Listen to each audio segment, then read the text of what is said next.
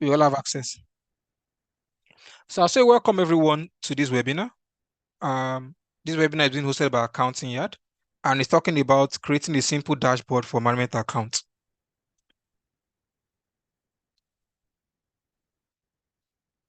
Now, the class rules. Now, generally, I would generally suggest that people make use of their names so that when we're interacting, we can actually just use a way to call your name. Now, as much as possible, everybody contributes. The idea is that, despite the fact that I am the one like hosting or being the facilitator for this webinar, and no one knows it all, right? There's some insights or information you could actually learn from just listening to other people's perspective during this week. And based on that, we actually have dedicated sections where we could actually have like a Q&A, where we get to interact and ask questions among ourselves and bring a better perspective to why we are hosting this webinar. Now, as much as possible, so that there's no disruption in terms of the flow of the webinar, what we've done is that we put everybody on mute. The idea is that as much as possible, everyone can make use of the chat box to communicate areas they need clarity on or questions they need to ask. And I'll always make time during the course of the webinar to go through the chat room to see the questions being asked and explain and maybe reiterate whatever points that needs to be clarified during the course of the webinar. I'll generally say that no question, that we are all learning. So no question is a bad question, right? We all have different level at which we learn or in terms of our knowledge skill or skill sets. So as much as possible, we give room for questions so that we could all understand this in more detail. From experience, what I've noticed is that sometimes some people are shy to ask questions. Someone else has exactly the same question to ask, but is shy. Someone else asks that question and we're able to answer it. That way, like 5 or 6 more people are able to learn from the question being asked. So please, I will encourage you to ask questions as to the best of my ability, right? I would answer as many questions as possible. And if I feel that a question may derail us, I would ask for permission to answer that question outside of the webinar. Yeah. So yeah, just bear with me with that. Now, for a lot of you, I'm sure not everybody is familiar with Accounting Yard on this webinar. So I'll introduce the brand, right? So key for us is improving the accounting knowledge of accountants by delivering high quality accounting training and learning initiatives for free or at very affordable cost. So right now we've been doing this for over 5 years, right? If you go to our YouTube channel, you see webinars we've hosted. If you follow us on LinkedIn, on Facebook, on Instagram, you'll see content we deliver on a daily basis explaining concepts in accounting that talks about practical knowledge, right, being shared and certain challenges that are faced by accountants. So our goal is simple. We believe that there's a huge gap between theoretical knowledge and practical knowledge in terms of accounting. So we are basically a brand set out to bridge that gap and ensure that we have accountants that are more equipped, more knowledgeable, and that way they're able to add more value to the businesses they play in, right? And they're also able to add more value to themselves and also earn better, right? Because the reality is, it's a focus on value creation, money will come, right? So by you improving yourself, either through professional development, either through reading some of our content, either through watching some of our videos, you improve yourselves. And on the long run, you're a better person and you're able to basically improve your earning capacity and make a better living for yourself and your family, right? Now, we have groups on Telegram, right, where we share job vacancies, and also a group on Telegram where people actually discuss accounting related problems. We also have a LinkedIn handle for job, right, so that accountants don't only just learn, they also have an opportunity to actually apply for jobs where they could actually apply this knowledge they've learned, right? Key for us is we don't joke. Our content are very practical. And if you are just joining us for the first time, and I encourage you to follow us on our various social media platforms, and we'll continue to deliver the quality we are known for. This webinar is one of the means by which we try to add value to various accountants, and we'll continue to do that. Yeah. Now, for us, in part of the process of trying to add value, we handle various trainings, right? Last year, we handled roughly close to about 8 different trainings. And this year, we hope to replicate the same. From February all the way to November, we'll have a training every month. But the most recent training that's going to happen is the preparation of management account, which is starting on the 17th of February, right? And it's something you're interested in, and we were very happy to have you join. We have other trainings like accounting process in practice, Tax Practice Academy, IFRS Refresher between the month of February to May. And there are a whole lot of that, right? Now, who am I, right? The one way to always know is that if well, I need to believe you to believe that the person handling this particular webinar is a resource person, right? I'm an accountant like you. I'm also a teacher, right? I'm one of the facilitators for Accounting Yard where I take various webinars. Currently, if you go to YouTube, the preparation of manual account, um, I think right now it has closely about 10,000 views, right? Before, at the time when we created it, I doubt if there was any page on YouTube that had a similar training on creation of manual account, right? So I'll pride ourselves in terms of what the forerunner in terms of creating practical accounting theory in Nigeria, and we tend to go global, right? Um, I have over a decade experience, right? I started my career with PwC, and I've worked in roughly about 3 other organizations after PwC. I'm currently head of finance in the company I work for, which is one of the largest agri-tech firm in Africa. We've done roughly about 67,000 hectares in terms of cultivation of farmland for maize. Yeah. I'm also a financial planning expert, right? For people who know me, I'm also very good in building financial models and also helping people analyze the number into granular details. For those who are familiar with me, they'll call me AKA Mr. Prof or they'll call me Mr. Right. Yeah. And so what I'm making you understand is that me sitting here, I'm quite knowledgeable in the topic and I'll give my best, right, in terms of value delivery and the cost of this webinar. And if there any by any means you have questions, feel free to ask me questions. I am more than willing to answer questions during the course of the webinar. Yeah. So at this point is when I ask for expectations from participants to get what are their perspectives. So when they are coming for this webinar, what are they hoping to learn?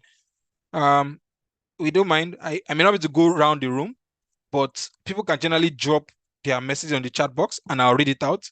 And if you feel you want to say one or two words, I can listen to 2 or 3 people say what the expectation is for this webinar. Yeah. So if you can hear me, you can drop your expectation in the chat box and you can also just raise your hands and I'll most likely give you an opportunity to talk. Yeah.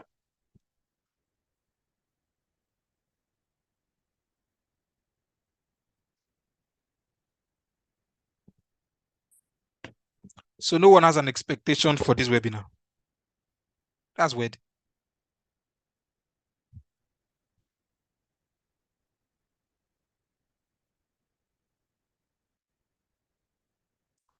People expectation, right?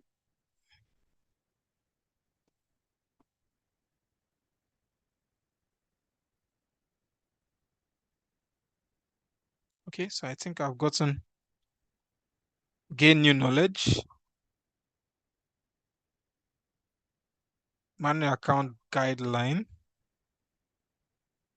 knew how to build the professional dashboard for manual accounts, to improve my knowledge on presentation skills, general knowledge. Okay, so I'm going to unmute mute you so that let's hear what he has to say. Hi, Mutu. Hello, Mutu. Yeah. Hello, Mutu. If you're saying anything, I can't hear you.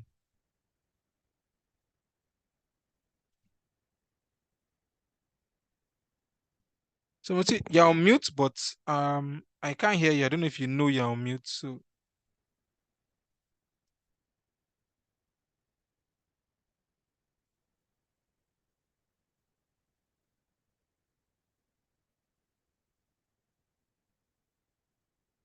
okay, so let me start from perspective. Preparation of manual allowance guideline. So right now, right, the webinar will not cover preparation of manual account guideline, right? And the webinar is focused on the dashboard creation. However, we have a full-blown package that talks about preparation of manual account end to end, which is a training that takes place in February. So stay tuned, enjoy the webinar, and I would generally advise you to join our training on preparation manual account. So that gives you full understanding of what it entails in terms of preparation account guideline. Yeah, gain new knowledge. Yeah, so you definitely gain new knowledge. Yeah, so you definitely have a good idea of what it entails to prepare a professional dashboard. I know this is a webinar, so there's a limit to how much you can go, but as much as possible, would ensure that we touch on the nitty-gritty key things you need to pay attention to when preparing a dashboard, right? And you have a better understanding of what that entails. To improve my knowledge on presentation. Yeah, so in terms of the Excel presentation, yes, because I'm going to present it on PowerPoint, but you see how to present, how to quickly summarize and communicate those numbers in a simple way, such that anyone can easily understand the dashboard you've created. So general knowledge, yes, Anthony, you're right. So generally, you generally improve your knowledge around dashboard creation. All right. So someone said you want to be able to create a dashboard for presenting manual accounts. Yes, at the end of this webinar, you'll be able to create a dashboard, right? We explain the nitty-gritty, what it entails, data sourcing, and you getting it right.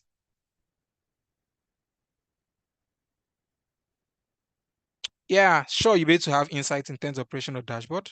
We'll definitely touch into the nitty-gritty so you know what it entails. So know how to build a dashboard. Definitely you know how to build a dashboard. So someone said proper accounting system. So we're not going to touch proper accounting system, right? Because that webinar is obviously meant for the creation of dashboard. However, we have a training in, I think, March that covers how to create a proper accounting system. So if you're someone that is interested in that, then I think you should pay attention to our training come April. We have a training calendar and we can share with all parties on the training subsequently. Yeah. Okay. Improve your knowledge. Yeah. Okay.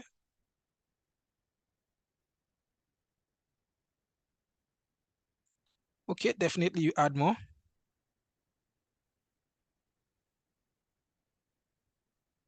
All right. Yes. So what we'll try to do, we'll limit the use of formulas, right? We'll use more of pivots. And the idea is sometimes people get lost in the use of formulas, right? But yes, you see us use some of the formulas, but we'll limit it as much as possible so that people are not lost in the formula side of things. Okay, learning more.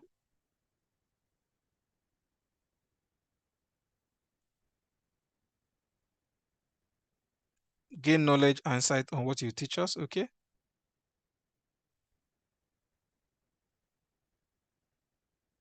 All right, that's fine.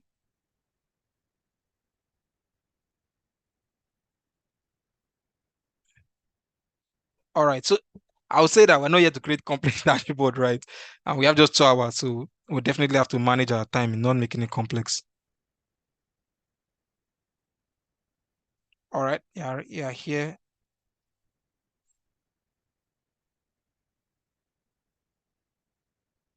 All right. All right. So thank you very much. So I think right now we've gotten a perspective of the audience and what the expectation is for this webinar. So we'll move on to now. Basically, what I've done is summarize the objective of this webinar. Now, most often than not, your dashboard usually focuses on key performance indicators of the business, which you call KPIs. So as a result, it's very important that we understand how to identify KPIs. Now decide the look and feel. Now it's very important we know how to ensure that whatever dashboard we're creating is a very simple and the look and feel it's attractive, right? Someone see the dashboard and say, wow, even if they don't know anything, they want to look at it because the thing is very attractive and interactive. Yeah. Now, obviously, we set up and build a dashboard, right? So we'll walk you through the process of building a dashboard from start to finish. Now, we know that in creating everything, our data sources is important. So identifying what are the critical data sources that will help us in the creation of the dashboard, right? So it's very important that we also walk you through that process. Yeah.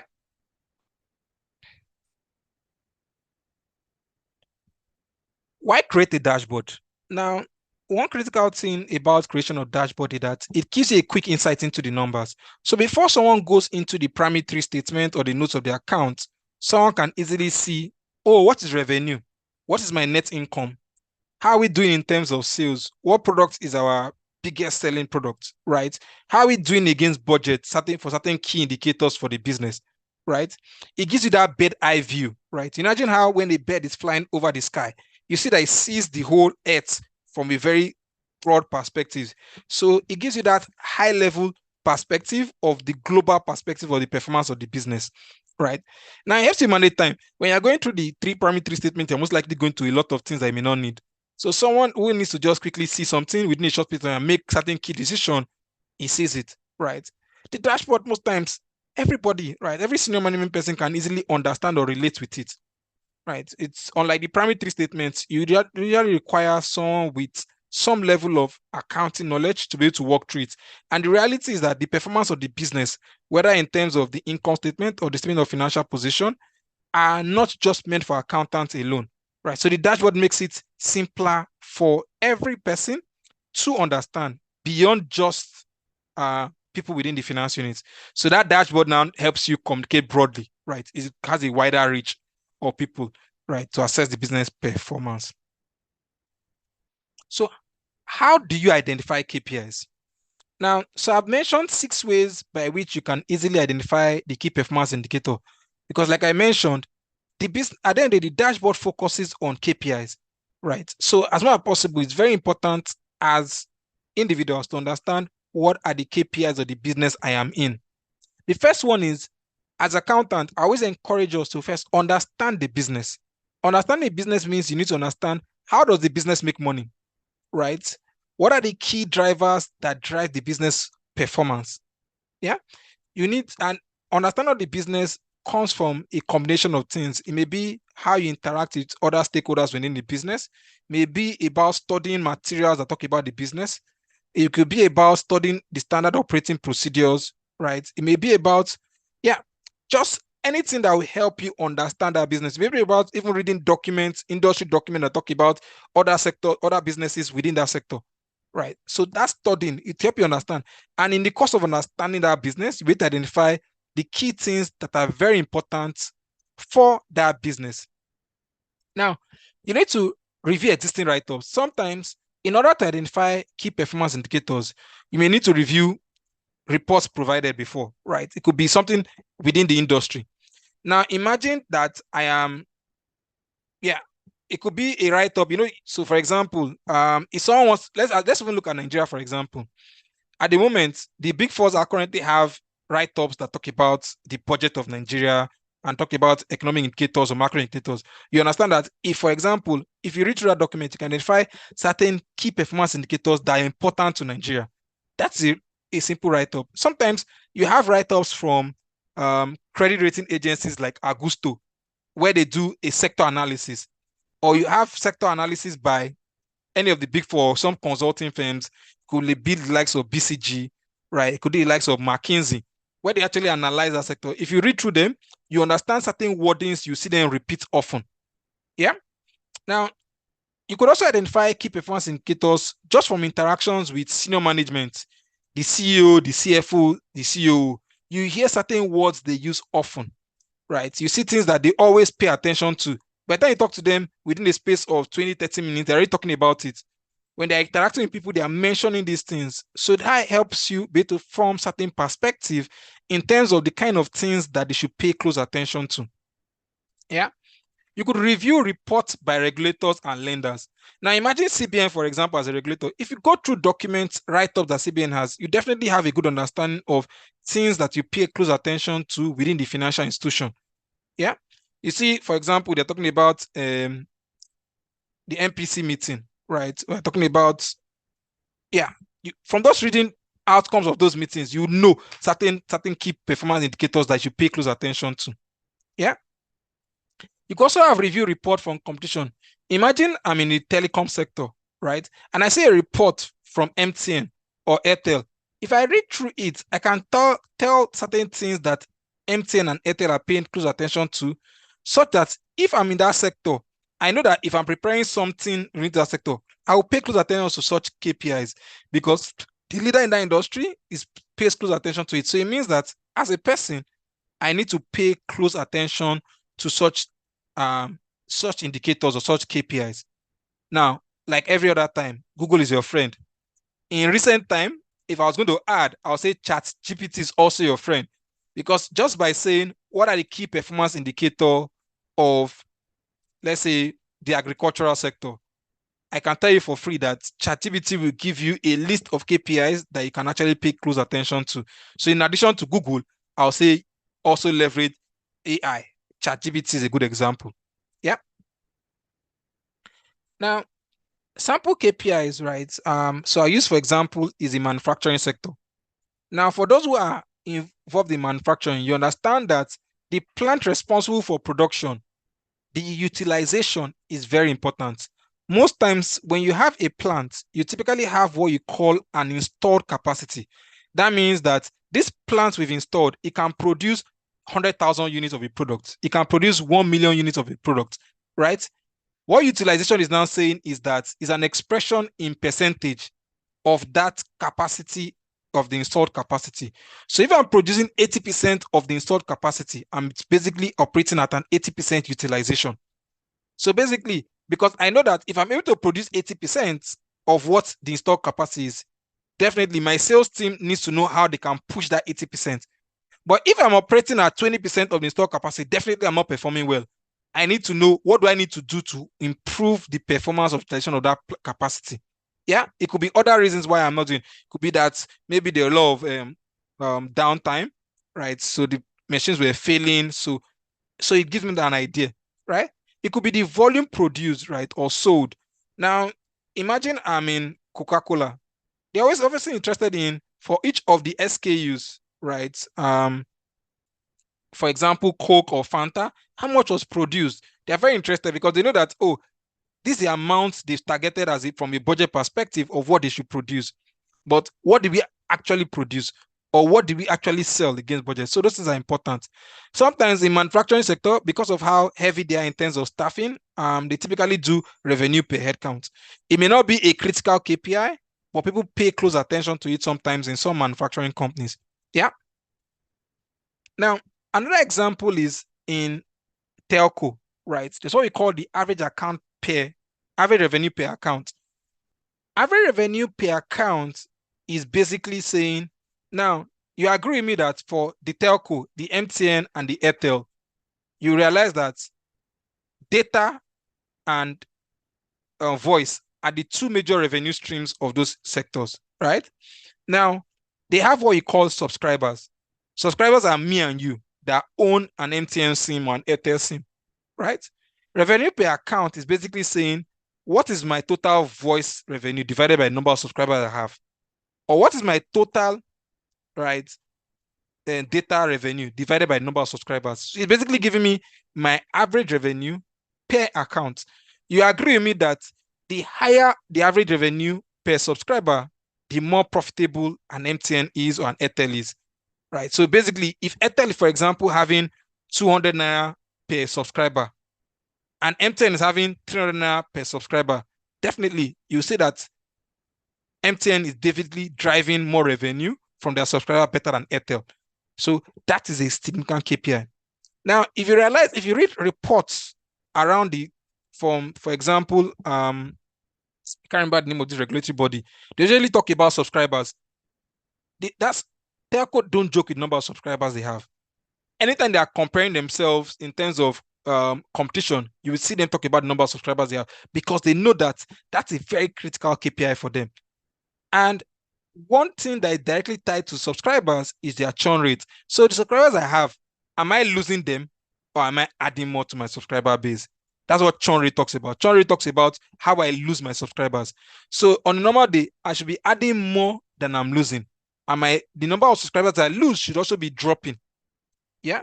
So it's very important that I know my churn rate, how I lose subscribers, and how many subscribers I actually add. And the number of subscribers I have is a key metrics that the telecom company typically follows. Like I said, the revenue typically for most telcos usually split between data and voice, right? So they want to know how much of my revenue is going data, how much is voice. Globally, because of how much content creations and all that's happening, the growth in the internet, most businesses are focusing or gradually focusing on data, right? If you realize right now, more often than not, me and you find out that we make more of WhatsApp calls than actual voice calls, right? So gradually, the expectation is that data revenue should be growing, and soon it will outpace voice, right? As the economy grows bigger. So you expect to basically you see them tracking how their data revenue is growing. Yeah. Now at this point, I'll pause and see if anybody has any question in the chat box before I proceed further. Yeah, so someone mentioned NCC. Exactly. NCC is a standard, what's called it? Nigerian, I can't remember the full meaning right now, but it's a regulatory body for the telco sector. And it's very important that if you are reading reports by them, you see how well they talk about it. Someone asked what the full meaning of SKU is, right? Right. Thank you very much.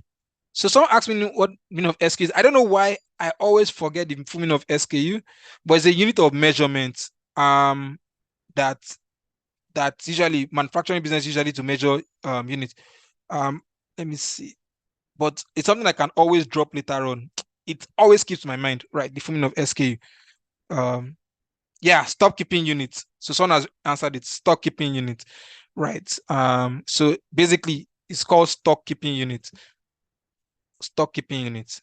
Yeah, so it's just something that I can bear in mind.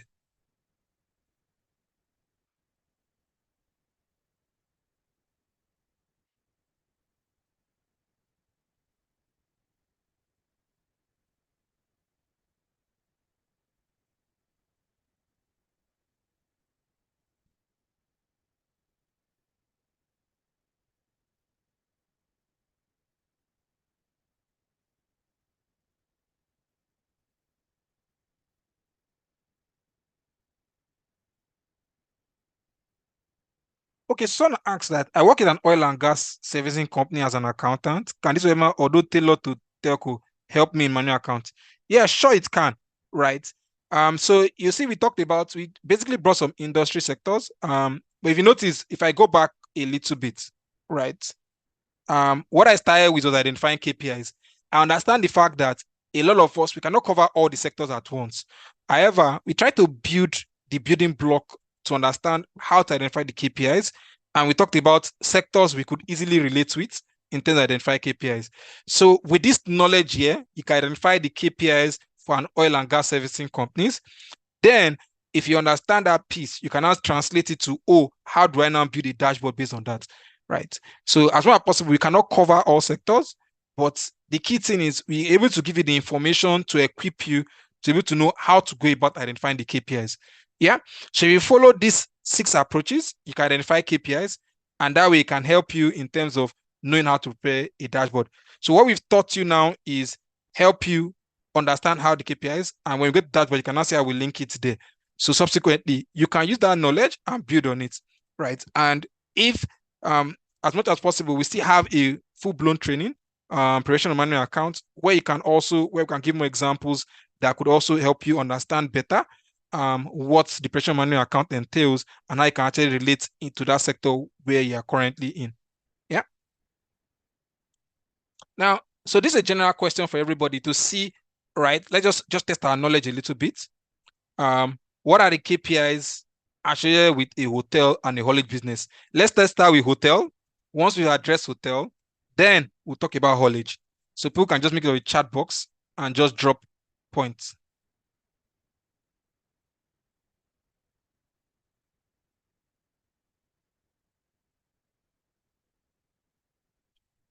Okay, all right.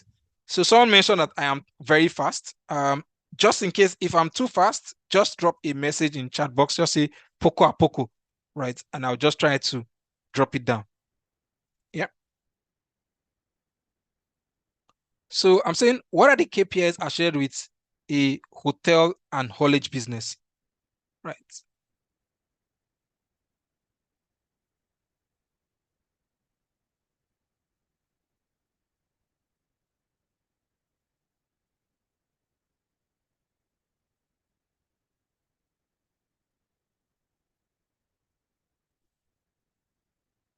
Yeah, sure. So along the webinar, right?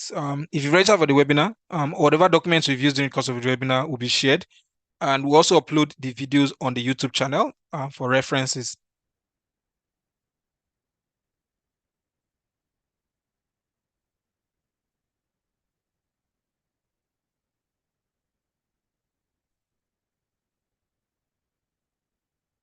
All right. So someone said occupancy rate. Or let's go to the top. I think I missed one. Okay. So someone said average guests per room. So that means how many people actually are in a room, right? So it's it's close, but not necessarily speak to what we hope to achieve. So a closer one that speaks to hotel, right, is what someone mentioned down here a little bit, and is which he said occupancy rate. So now you agree with me that if a hotel has a room, right? Let's say for example, it has 20 rooms. Hmm? Now occupancy rate is saying that for the entire day in a year, 365 days, how many days, right, is it occupied for? I express as a percentage. So basically, if it's occupied for 200 days out of the 365 days, so it's basically 200 divided by 365, and you can get a percentage. So you agree with me that the higher the occupancy rate, the higher the revenue of a hotel business. Yeah.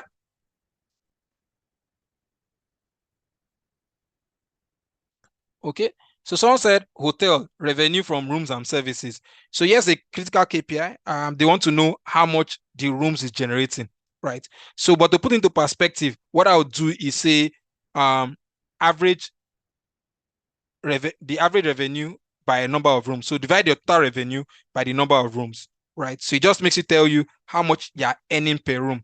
Yeah. So that would be a simple way to simplify it. So not just putting the absolute figure.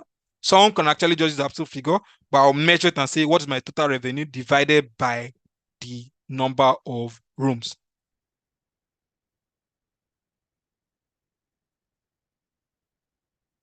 Okay. Yeah. So someone has said revenue by customer, right? So because we're dealing with hotels, I think the focus will now be guests or yeah, basically guests. So if I divide my total revenue by number of guests, it also gives me close. But a closer one would be divided by number of rooms, but also number of guests also gives some perspective, right? But that number should relatively be yeah, by number of so haulage. So so for haulage, someone has mentioned fuel cost.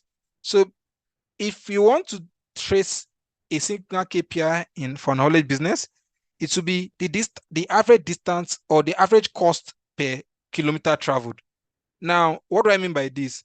You agree with me that the only business is the business of moving from point A to point B. As it's moving from point A to point B, right? One critical thing is going to most likely incur is fuel cost and repair and maintenance cost. So if I divide the fuel cost by the total distance traveled, right, there's a likelihood that I should see a trend of what that cost would be.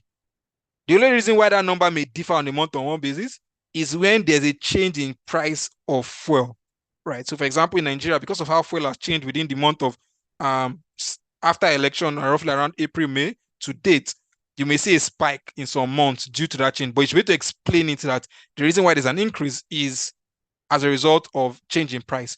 But normally that should relatively be the same, except one, there's perforage, two, poor maintenance of the truck, leading to high consumption in terms of fuel cost and all.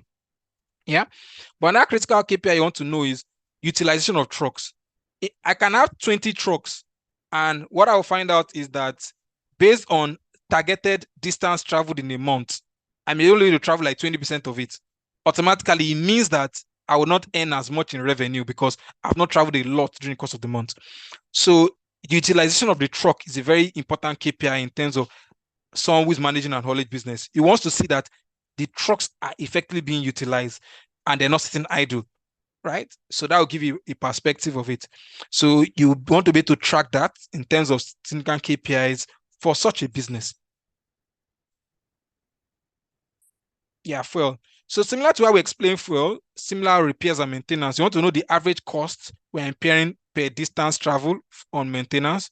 You want to know the average cost we're spending on a truck in terms of maintenance, right? Because obviously, if you're incurring, if you see a spike in terms of maintenance cost of your truck, you would want to double check, right? Because it may mean that you're either not servicing the trucks timely or someone is playing smart in terms of your maintenance costs, or you're not actually maybe incurring unnecessary costs where necessary in on that. Yeah, so someone said rate at which room require. So return rate. So yeah, return rate is important because you want to know that your customers coming back, right? It's not a case where you have a new customer and it doesn't come again. Yeah. So repeating, you want to ensure that you have a repeating customer because they're easier to just get them to get occupied.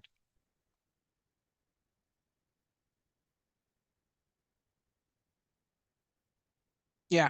So guests per room. So now meals sold, right? So what I would say about meals sold is that there's a strong correlation between um the occupancy rates and meals from room. Yeah.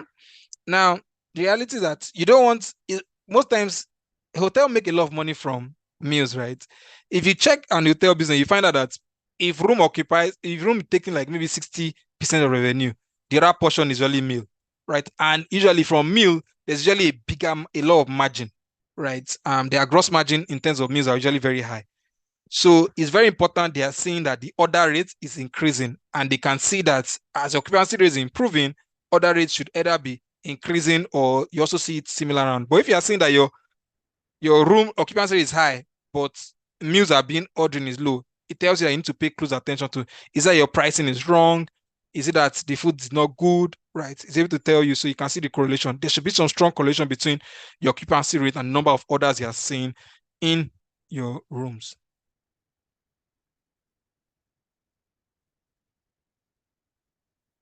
Yeah, okay. Yeah. So someone mentioned distance covered. So yes, distance covered kind of goes a long way because if you look at it, the distance that someone would travel, right, has a strong relation with how much revenue is going to be generated by that truck. Yeah.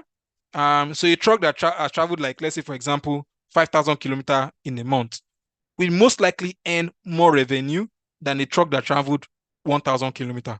So there's a strong relation between distance traveled, except the truck is traveling empty, right? So you want to track distance covered, but to make it easier, you want to compare it with revenue.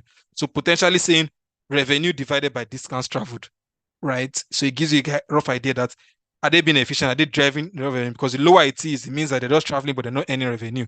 So you want to track that. Yeah.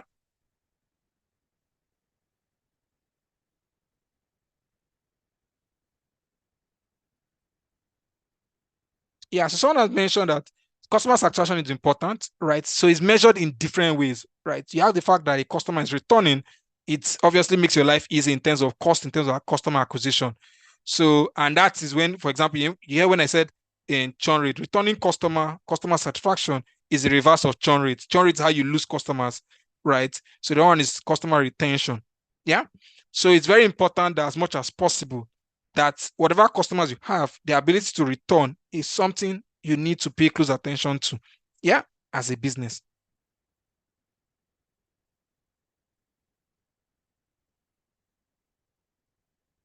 So, personally, I'm not sure what I understand by okay, if they have halls. Okay, for hotel, yes, they do have halls and they rent them. Right. It's also a means of revenue um for hotel businesses, right? So yes, so if you have halls, for example, you want to be to get occupancy too, right? How is it occupied during the course of a period? It's also very similar to room. Occupancy rate gives you an idea of or utilization of the halls, give you perspective of how useful it is. Yeah.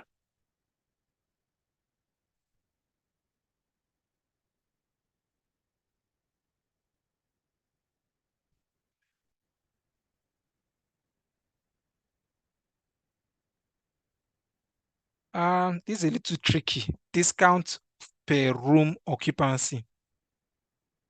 So what I would say is for discount, right? Um, so usually discount is more tied to usually you want to give discounts to either maybe corporate clients and all. So you want to say that you want to I'm thinking of how best to think about measuring it, right? In terms of discount.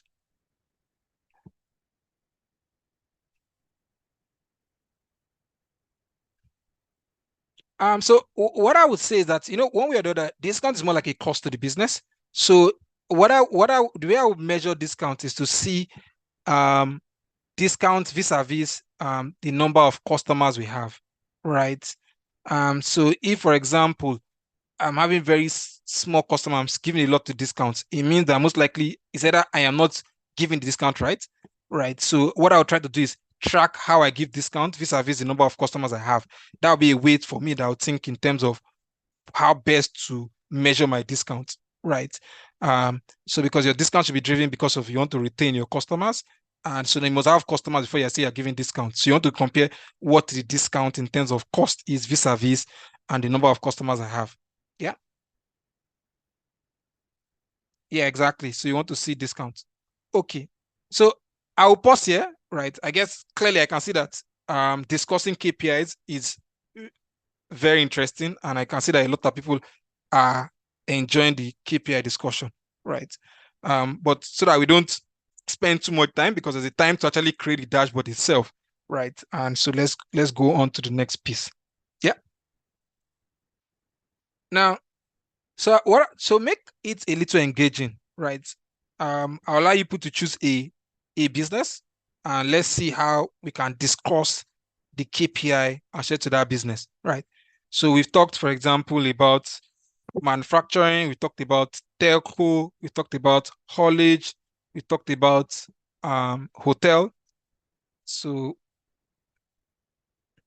someone say law firm. Hmm, law firm tricky. So let me ask you, I've never worked in a law firm. Uh, so often you can only take one. So we've taken just we can't take all, right? We're just taking just one. So I think the first one was law firm.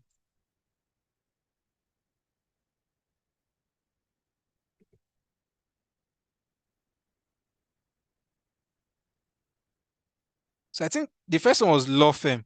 So how you think about law firms, right?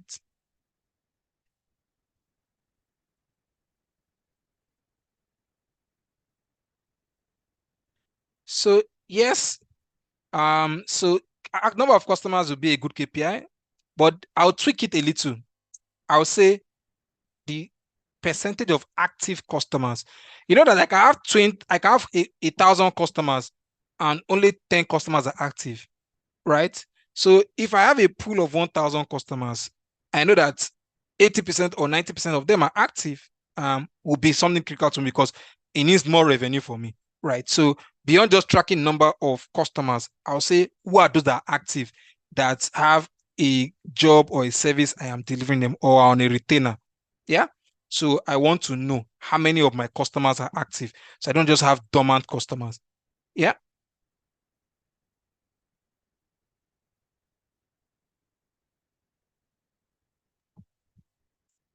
Um, so Precious, I will allow you talk about cost of legal processing, right?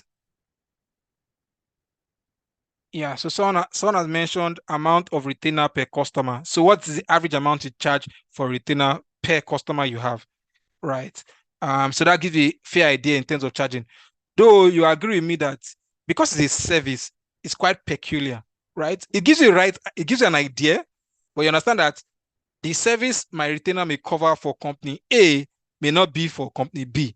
However, knowing the average amount I charge per retainer gives me a fair idea if I'm charging right. Not like I'm having, I have 500 customers or clients, which would be the right word to use. However, I have just maybe two that I'm charging maybe 5 million for, and the remaining I'm charging them less than 300,000, right? Obviously, it will skew the average amount and gives me an idea that maybe I'm most likely not charging right. Yeah. So the average amount charged per customer may give me a fair idea if I am pricing right in terms of my retainer, and it gives me an idea if how well I'm doing. Yeah.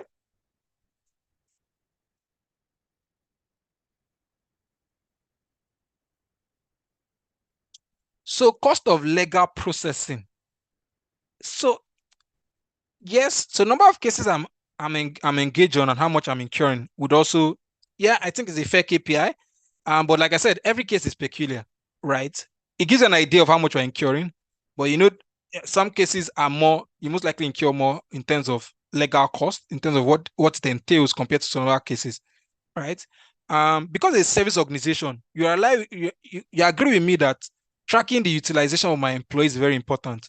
Now, law firms are one of the key things, most of these service organizations are their employees. So a critical KPI I want to understand is that your employees are actively engaged, because if they're actively engaged, it means that there will be most likely revenue generation. So you want to know how much of the hours being utilized by your lawyers is chargeable to clients, right? So you want to know what is the utilization, average utilization of the law firm, right? And that will give you a perspective to know whether that you are working right. Because if your lawyers, for example, are 80% idle, it means that 80% of them are not generating revenue. But if they are 70% occupied with an engagement, it means that there's some level of how much you're most likely generating from customers, right? Now, as much as you want to track utilization of your staff, you also want to charge how much of that utilization is being charged to a client. Sometimes I know back then when working in an audit firm, you find out that yes, not everything is being able to pass on to the client. So you have what typically happens is that you have, for example, a charge out rate to say, if I work on a client for 8 hours and my charge out rate is 100,000, it means that I should be able to bill that client 800,000. But the reality is that most times you're unable to push that total cost to the client, right? So at the end, maybe you have to only bill them 60% or 70% of that your charge out rate. So you want to know how much of your utilization, how much of your charge out rate is billable to a client, right? So it's something you also want to track. I would most likely want to track the number of cases open and the number of cases closed. Now, if I'm able to track that, if I'm able to close a case, it means I'm able to fully bill a client for or whatever, how we've agreed the fees. So my turnaround time in terms of me to close our cases would also improve customer satisfaction, because if I'm able to close a case and I'm able to get the case favorable to the customer is happy, right? And less legal costs in terms of processing, because I'm able to close it out. Customer is happy, is able to refer me to other jobs. So how often I'm able to turn around or close out a case will be very important for a law firm. Yeah. Now, yeah, let me see.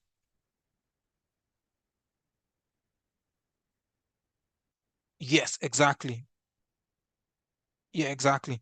So billable hours and realization from engagements would also, and that applies to service organizations, right? If working in an audit firm, a tax consultancy firm, a finance consulting firm, those billable hours are very important, right? They need to pass on that cost to your customer. You need to build them for that service. Yeah. So yeah, that's it. The reality is that we cannot talk about all KPIs, but I want to believe that with the discussions we've had, people are able to get the right insights into how they could go about identifying KPIs and see how we thought through identifying KPIs for businesses. So at this point, I would ask, does anyone have any question before we go into discussing or building a scenario where we're trying to build a dashboard?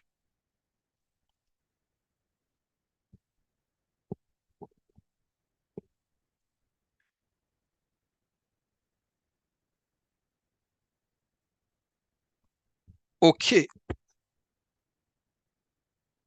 All right. I'm sure there'll still be an opportunity to ask questions. So if no one has any question, it's fine. I'm sure a lot of people are prepared to the next phase. Yeah. All right. So this is another piece. So at the point of when we are building the dashboard, right, we try to decide different looks and feel. And critical for us is that as much as possible, management are very sensitive in terms of how the look and feel of our dashboard looks like, right? So understanding the colors of the business, right? Every business usually has their brand colors. So you want to ensure that whatever um, dashboard you are building is in line with the brand colors of that business, right? Typically, if you ask for people in their corporate marketing or HR, typically they will have a brand guideline and can give you the colors that you should use. And in scenario where you find yourself that you don't have, you can leverage the colors on the logos of the business and see those are things you could potentially look into in terms of, things that you should pay attention to. Yeah. So now, You should also review existing reports and presentations that have been done. You could potentially see how they've done a color combination in terms of delivery, right? And you can leverage that in terms of how you now translate that into the dashboard you're creating. So the moment you are able to see, combine all these, you have a better understanding of how best to create your dashboard, leveraging the colors that you need to do. Yeah. Now, the next piece is setting up a structure. Now, for me, is keep it simple, right? The idea is to communicate a point and don't make it complex. Just make it as simple as possible. The colors you're using, maximum 2 to 4 colors. Don't allow it to be too colorful and be consistent by using it. Identify the KPIs, which we talked about it in very granular details, and leverage those KPIs. Use them well so that whoever is seeing it, bam, the guy's information is being communicated. He has a clear idea of what is being communicated. He can tell where the business is and where we want to go to, how we're performing well. He knows that just by looking at it. So you just ensure that the structure is simple and it's clear and concise. Not too much information, and you're able to pass on that information that people that are using your dashboard are able to identify. Yeah. Now, in building a dashboard, you have various data sources. Now, you have key places that for us as accountants is leverage our general ledger, our ERP, right, to source data. Data could come in form of GL spools or reports. You have certain tailor, if you had your ERP designed properly, you can actually export certain reports. Good examples like your sales reports, and you could leverage that. You could also, because of how you're doing a lot of comparison and communicating key feedback to management, you also need to compare data with your budget, right? So you want to have the annual budget. And typically, we would say that it's good to get your budget on a monthly basis so that if you want to assess performance monthly or you want to do year to date, because you have the budget on a monthly basis, you can actually see that. Your sales report, ensure you have a sales report that is very detailed. Talks about key attributes that are very important. The unit of measurement, volume sold, pricing, value, the sales rep that sold the good, location, um, yeah, as many as possible. The dates was sold, right? All those information, because at the end of the day, when you're building dashboard, you want to be able to communicate certain summarized data using those attributes, right? Those attributes will play a critical role for you. So leverage it. Now, sometimes you have some businesses that have an application that does not interact with their ERP.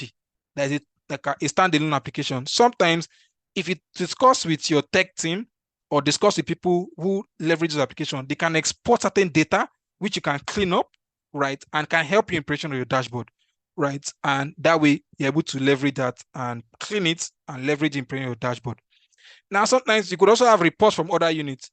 You have reports from your sales team, your procurement team, your operations teams, your production team. They have reports that they prepare. Now, you can extract certain information that you can put in your dashboard, because whether you like it or not, the information is a business-wide information. As a result, bringing information from units and departments will go a long way in ensuring that your dashboard is concise.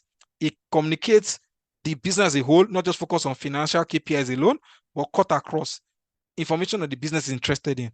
From understanding of your business and reports, you know those things that may not be in your manual account, but are important for management to understand. Yeah.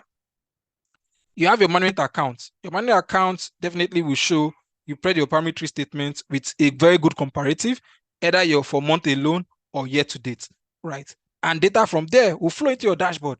So it's important to also have it, right? So this list is not exhaustive, but I can tell you that you see data sources. If you're able to leverage these 6 of them, I'm very certain that you have a very rock solid data source that you can leverage in creation of your dashboard. So make use of this. One critical thing I can tell you is that you may need to clean some of this data, right? So sometimes that's where your knowledge in Excel will come in. You will have to clean them up to be able to suit what you want to use them to do. Some of them are not in the format you want, so you need to clean them up. Yeah.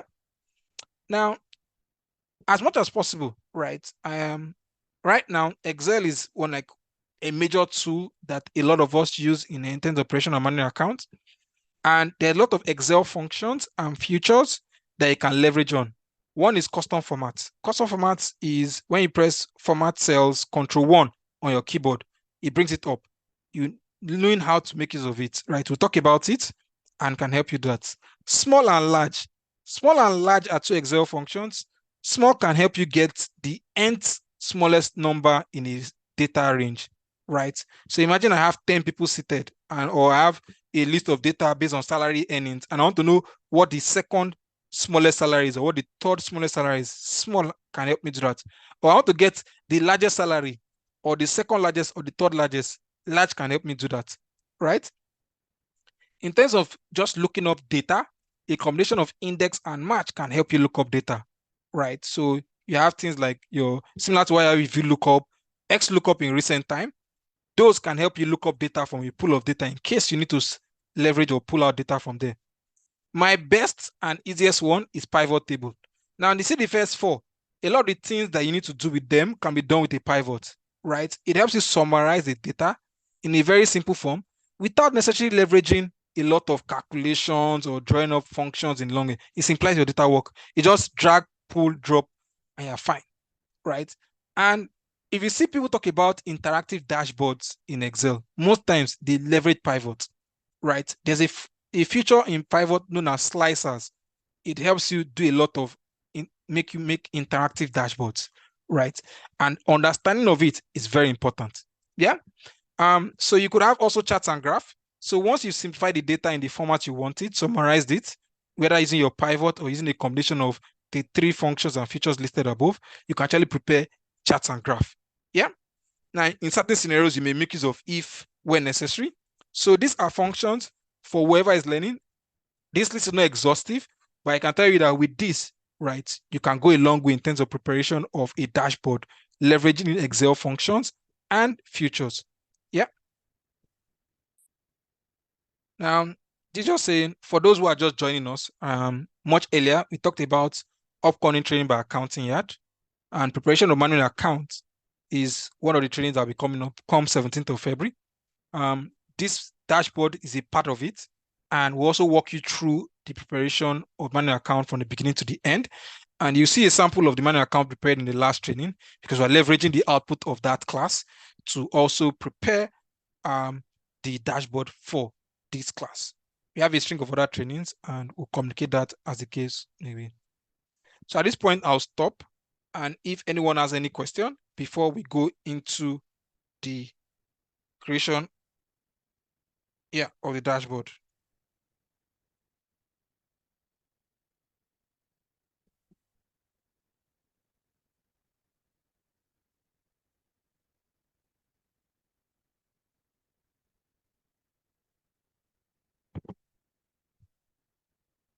Yeah, does anyone have any question? So I guess everybody's waiting for the dashboard creation side of things. Yeah. So KPI means key performance indicator. Key performance indicator. Key performance indicator. Yeah. Okay.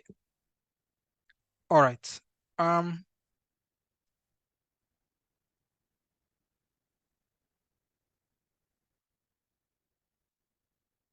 Okay. So if you have any question, I can unmute you. Okay. All right. So someone said, is Excel the only tool for dashboard creation? No. Right. So if you are familiar with Google Sheets, you can also use for dashboard creation. In much recent time now, Power BI is also a very good tool in terms of dashboard creation. In short, in terms of seamless creation, Power BI will do a lot, right? But I know that it's still going to take some time for people to transition into the use of Power BI, most certainly in a country like Nigeria. But yes, you can use Power BI and can use other data visualization tools like Tableau, right? And it lost a lot of that. So it's not the only one. So yeah. So Israel, you have a question you can ask. Yeah. All right. So here we've come to the end of the theory side. So this was the management account we prepared during our last training on preparation of management account, which we want to leverage on. So you had a table of content talking about the different sheets in the manual account. It had your income statement clearly showing what the performance of the business is against budget and a variance. We had the monthly version of it for every month to here to date. We had statement financial position for as at July, and we also had the monthly version of the statement of financial position here. We also had a note to the account, all the years. But right now, we are trying to leverage these outputs to prepare the manual account. Yeah. We also have our sales data.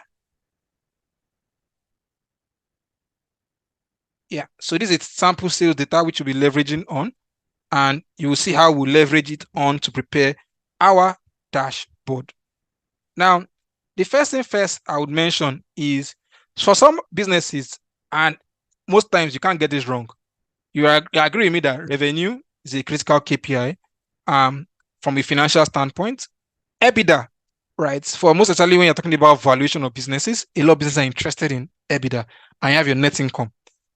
So basically, when I'm preparing dashboards, I always try to ensure that those three actually come into bearing. Yeah. And what I can do that in different ways. One, I can first, to simplify my work, I actually have a sheet where most of the data I will use in my dashboard will feed from. Yeah. For example, I can easily just put equal to and click my revenue. So I have this and I have this here. Yeah.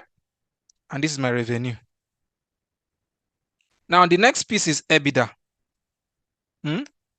Just simply by doing equal to, I go to my income statement.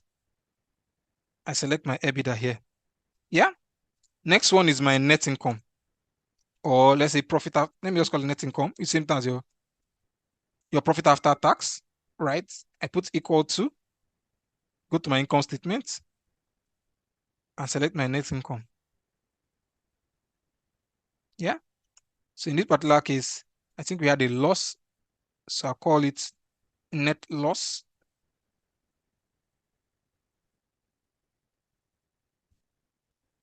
Slash income. Yeah. Just by holding my shift key and highlighting these two and selecting to my right, I can press Ctrl R and it copies the number towards my right. Yeah. Now, what I would do next is this. I can comma separate it. Now, what I usually tell people most times is that, you see, this is roughly, it's saying 12 million, but it's actually 12 billion, right? Because this number here is in thousand. Yeah. But we'll leave that. Now, in dashboard, most times, sometimes you may not see the full number the way you are seeing it here. Sometimes what you would see is just a very, imagine like MTN, for example. MTN revenues in trillions. Do you think the management is interested in thousands or even in millions to the nearest million what the business wants to see? They already know they're in trillions. So most time, more often I know they're interested in seeing numbers expressed in billions, right? So sometimes you need to just simplify or fine-tune that number so that it communicates that idea once and for all. In this case, where the business is in billions, maybe I can change it to the nearest million, right? And right, how do I do that? I make use of what we call custom format. If I press Ctrl 1, you see, this is my custom format. Yeah. And this is what we call custom format. Hold on, let me drag this down. Yep. This is what we call custom format. Yeah. Now, when I click on custom format here, can you see this? I will explain something that a lot of people don't really talk about. Now, custom format has 4 sections. It has how the number will look like when it's positive, how the number should look like when it's negative, right? How the number should look like when it's 0, and how the number should look like when it's text. Yeah. What you will notice is that they're typically separated by comma, by semicolon. So you have what you call positive, semicolon, negative, semicolon, 0, semicolon, and text. Yeah.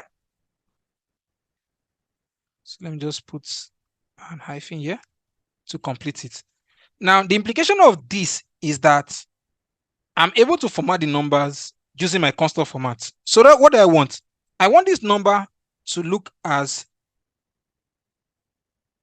12 billion 584 million. Then with an M, right? So whoever sees this thing knows that there are 6 zeros missing here, but he knows that this is actually 12 billion, right? So this is 12 billion 584 million. And how do I do that? Now this is a positive number, right? So I select this, I press Ctrl 1. Click on format, and I can click on custom format here, and I can select any text I want. So for the sake of argument, I select this. Yeah. So how do I want it presented? I want it to comma separated. So I press comma, right? Yeah. So you see what I've done? 0, 3 zeros. If you look closely, see the number? Can you see that it's not comma separated? But I put 0, 3 zeros. Can you see it's comma separated? Now, the next thing is I don't want all the numbers to show. Don't forget that this is already in thousands. So to take it to millions, I need just 1 comma. What that 1 comma does is that it takes out the last 3 numbers. See, 476. Can you see? 476. 1 comma. Can you see that's taken it out? Now, the next thing I'll do is put my double quote, letter M, double quote. Can you see?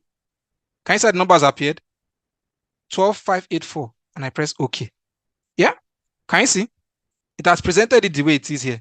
And that way, my number is properly formatted. I can easily just repeat the same process for this, so everybody understands.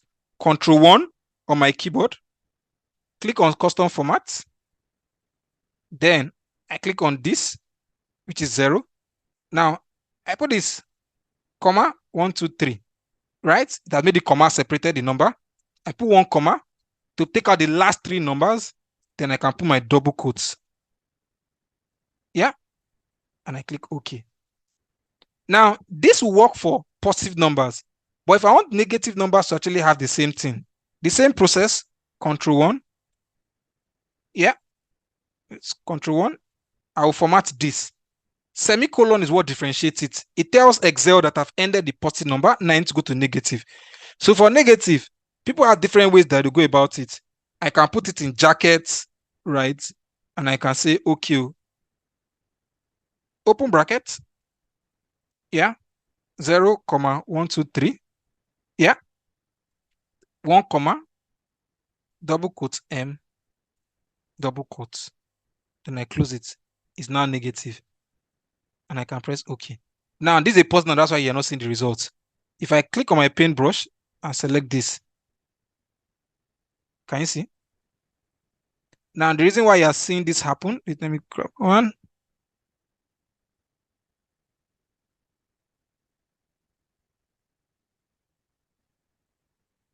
Let me change this to hash.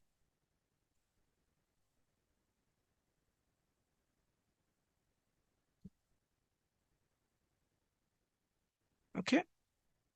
So let me just check again what the number is. Yeah, it's in millions. Okay, so we're fine. So just to put into perspective, right, and why I did that. So data here. Now, 0, 0, and hash, they do similar thing in terms of your custom format.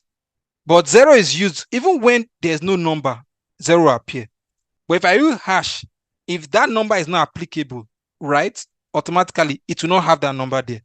And that's what you're seeing here. This number was not in billions, right? So it means that the nearest number is 395. So as a result, it doesn't need to replicate that number being there. But if I use 0, Ctrl 1, can you see? I use hash here. If I turn this to 0, it automatically appear, despite the fact that it's not relevant. And that's why you see me turn it to hash. So more often than not, I typically use hash than 0, except I want it maybe in the decimal place. I want to ensure that there's always a minimum 1 decimal place. Can press OK. Yeah. Now with this, I can easily just select this paintbrush and apply it across all the numbers. Yeah. Let me see. Yeah, so this applied, you're saying it because of I didn't change the positive numbers to hash, right? So let me change this to hash and press OK. Yeah, so that you're seeing it there now. So now I have this, my 3 numbers. Yeah, and I can bring them into my dashboard. Now, so different ways people do this. Yeah. Some people can just use the cell itself. Some people can insert a box. So let me just show you how the box one works. I go to illustrative, shapes, and I can click this. Yeah. And I can select it all the way here. So with this, I have like a simple what my revenue is. I can replicate it EBITDA and my net income. Yeah. Now the next step would be for me to insert my text box. Yeah. Insert the text box here. Yeah. Now with this, I can easily just come to the bar here, put equal to, and go to my data source and select the number here. Yeah. And it appears here. And I can select this chart and say, oh, okay, my text box, I don't want shape format.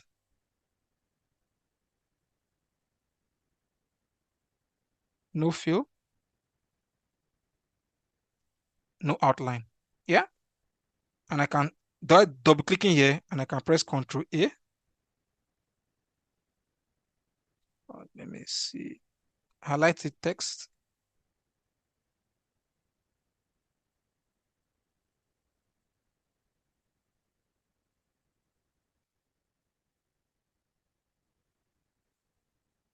Let me see. Shape. Let me look for mm, look for it. Yeah, white. Yeah. So I have my white here. Mm? And based on that, I can now format it. Oh, how do I want alignment in terms of taking to the center, taking the middle, right? I can bold in it. Yeah. Sorry. Yeah. So I have this here. Now I can, okay. Sorry. Sorry. Yeah. So with this now, I can now decide to increase the font size to whatever font size I may need. It's misbehaving.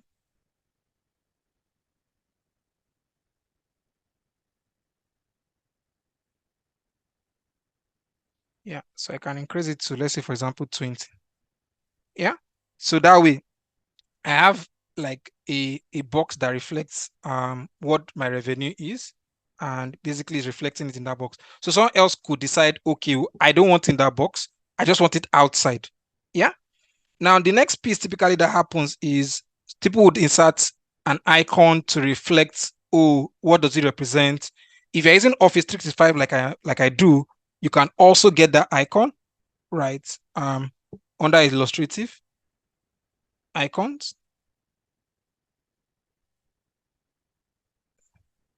I can search for different icons, right? So you can look for something relating to sales.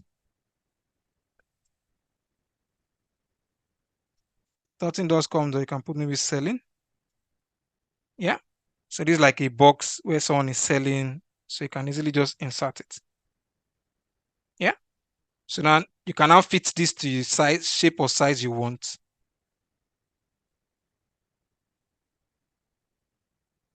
Yeah. And you can bring it here. Now you can now fill it to maybe white.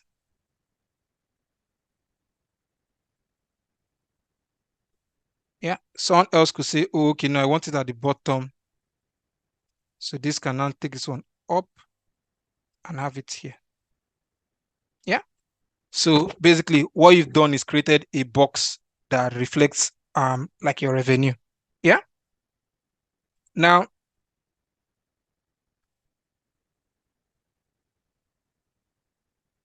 okay. So someone has asked a question, I would answer that. So if you look at it now, we've created a simple box that tells you what the revenue is and an image or icon to reflect what we are dealing with. Yeah.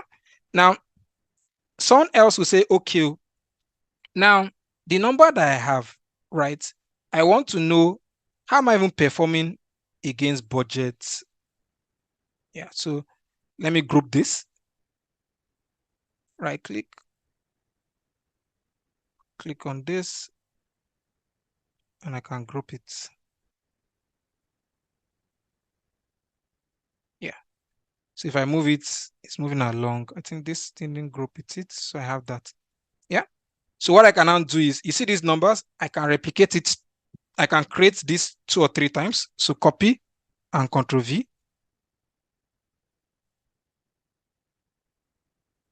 I'm surprised it didn't. Let me undo this. Control Z. And this is grouped. Okay. Yeah, exactly. Yep. So it's grouped. I can drag this a little one step further. Yeah. So I have it 3 of them. Yeah. Now, why I've done the copy and paste this way so that I ensure that all of them are all consistent in terms of formatting. Right. So what I can now do is, let me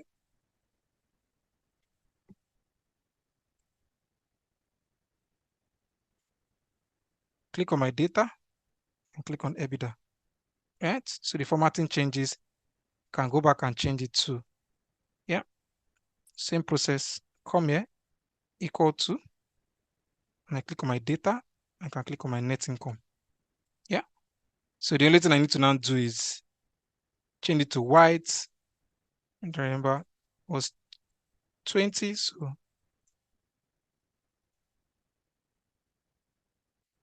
change this to 20. Same here. Sorry, to 20. And sorry, no fill, and to white. Yeah. So that way I have the 3 numbers, right? And I can now go further to insert illustrative under my icon. And I can look for something that communicates something similar to what I want to achieve. Right. So I can say maybe currency. Yeah. So sometimes you have good images and you can use this too. Right.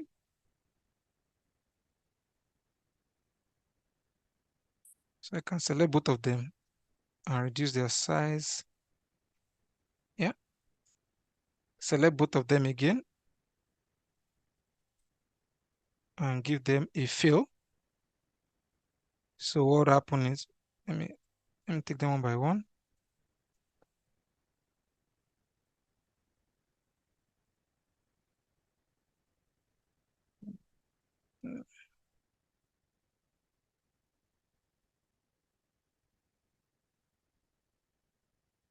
Yeah. Fill it as white. And I have it there. Yeah. So basically, I have all 3 in terms of boxes and representing each of what I want to achieve. Now, someone you can see write revenue, EBITDA, net income, so that whoever picks it can have a clear understanding of what we're trying to do. Now, typically, just to ensure that all of them are aligned properly, I can easily select each of them using control. Holding my control, I'm selecting each of them. Yeah. And under my shape formatting, I can under align. I can say, oh, align top-wise. So that means all of them are aligned from a top perspective. Yeah. Then I can also align that the space between them is also fine. Yeah. Which should be horizontal. So that means that way I'm able to ensure that the data itself, in terms of alignment, they are fine. Yeah. Now I can easily, okay, let me, now that they're all aligned, let me just do this. Cut. I want to bring it down a little bit one step. Yep. Now, someone else can now say, oh, in this space, I can call this my revenue. Right?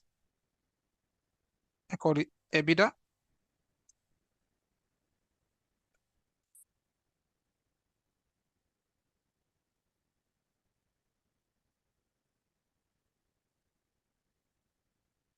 me see.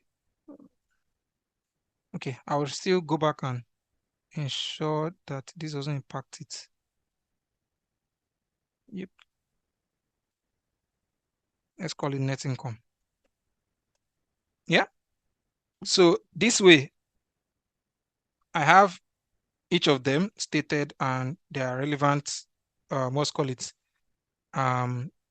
what the headings relate to. So, okay, I think I forgot this stuff. Yeah, let me select all three of them.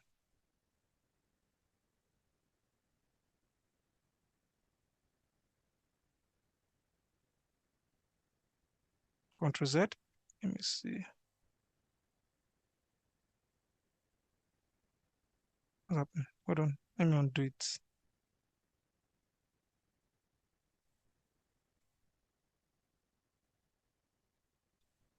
Hold on. Sorry, undo.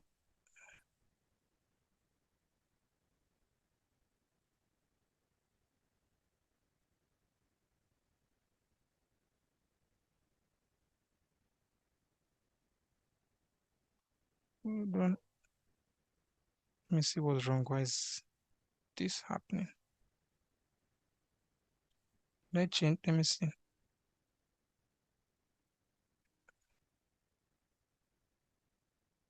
Let me right click.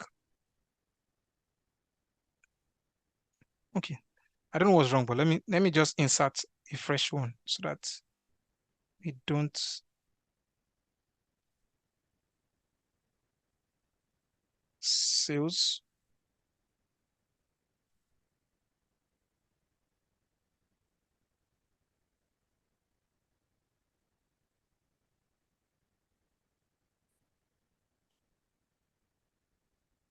Let me fill this.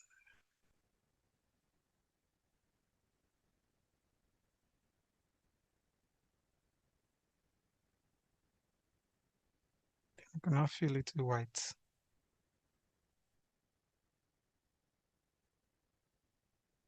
Yeah. Let me do the same for the other icons.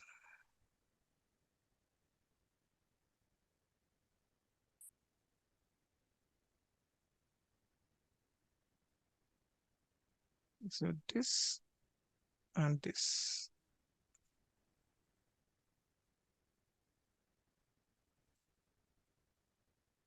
Let me delete those ones. Thought I deleted this. Just delete this.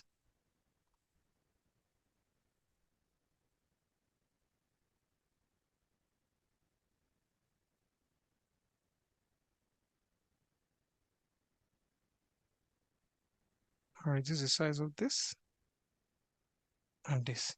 Yeah, good. So yeah, turn this to white and turn this to white. Great. So now that I've done this for both of parties, right? So what I've done initially was try to align all of them. I use Control, select this, Control, select this, and Control, select this. What would happen is under your shape format, align. So I can align to the top so that all of them are aligned top-wise. And I can also align in terms of distribution horizontally, right? So that way the space between them is consistent. Yeah. Now the next piece is because of sometimes these guys want to be able to assess this performance against something, right? So against budget, against against how they are they doing. So what we could do, is which I'll illustrate briefly, is bring in a simple comparative, right? Just maybe underneath here. Yeah. So I can call it my budget numbers.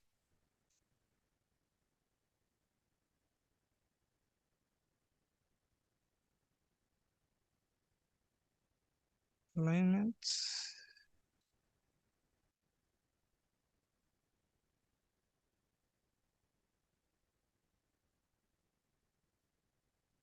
Yeah. So our budgets. Yeah. Also have the budget here. Can have the budget here. Yeah. we'll reconstruct the, what's called it, the spacing in between. Yeah. So now the budgeted numbers, right? We actually have that in, if you look at it very well, in our IS, this was the budget number, and we brought into data here. Yeah. It's not the primary focus of this analysis. So we bring it in and just make it small. Yeah. And we can do that. Just be equal to our data, and we can put it here. Yeah. The formatting is not the same, so I can easily come back to my data, select this, click the paintbrush, go to the dashboard, click here. Yeah. So I can do something similar. Let me do this. Start a new column. Yep. Then I can reduce this.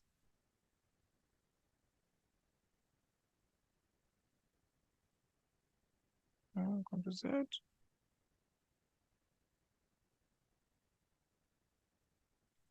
Yeah.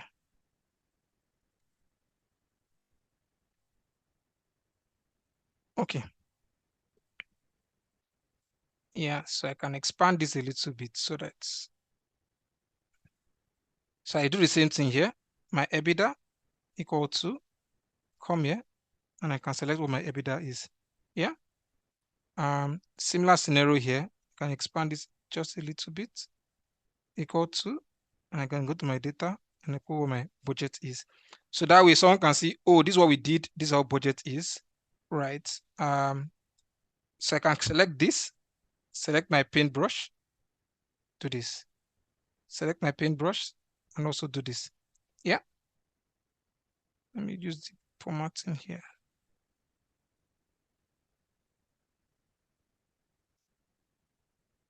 Yeah. All right.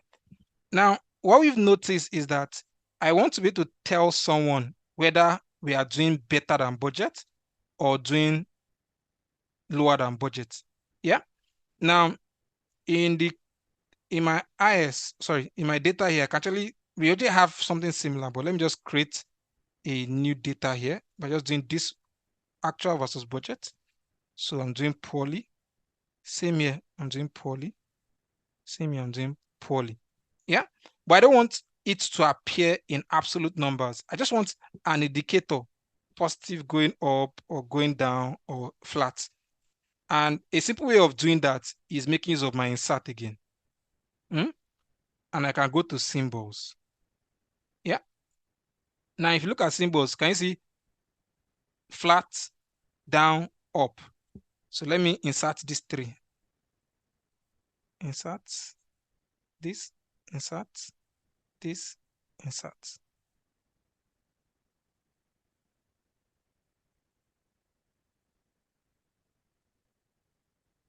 Okay, good. So I have these three symbols here already inserted.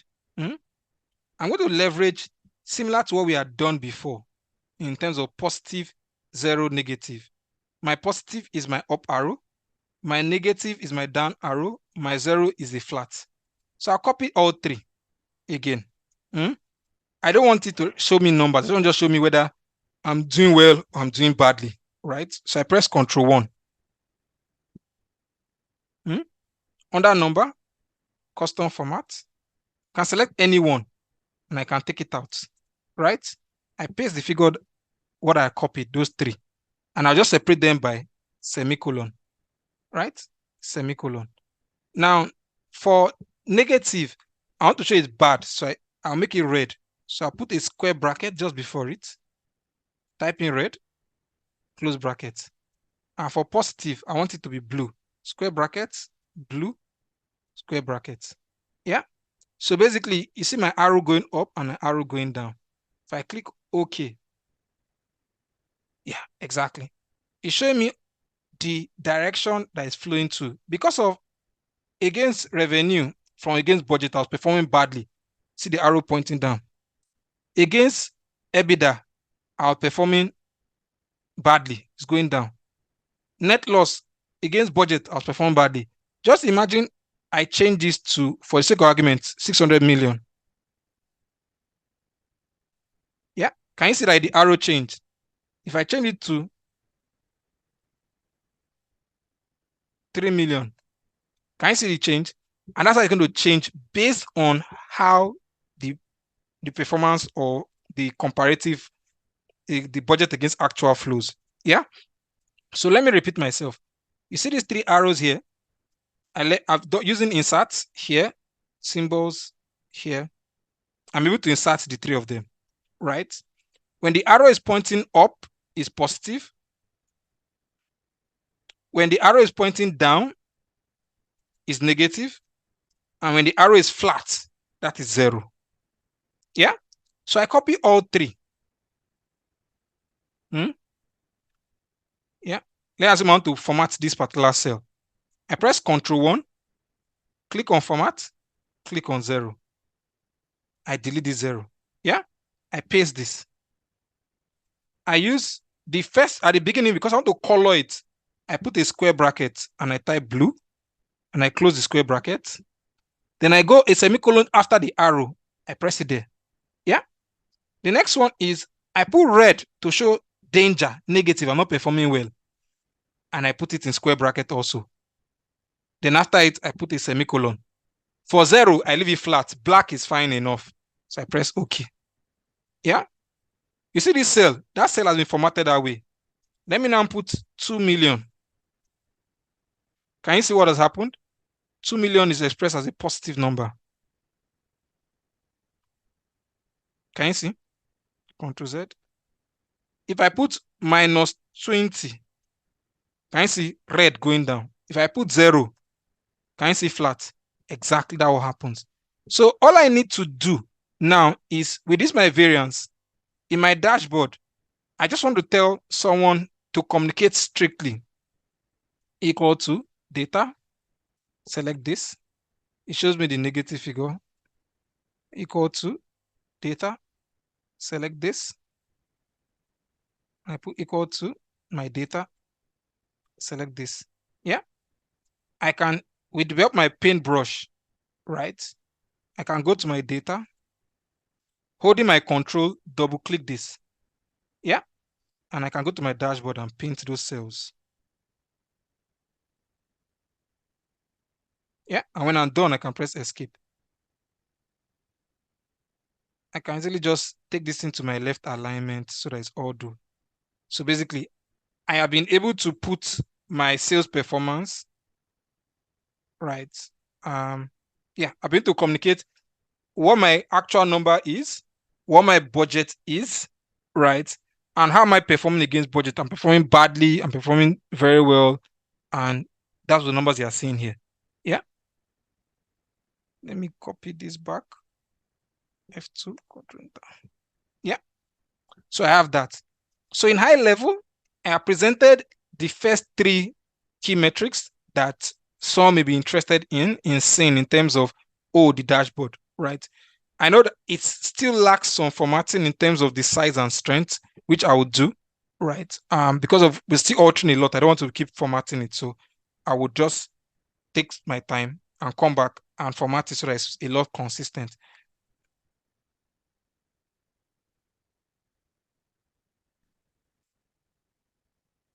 Okay.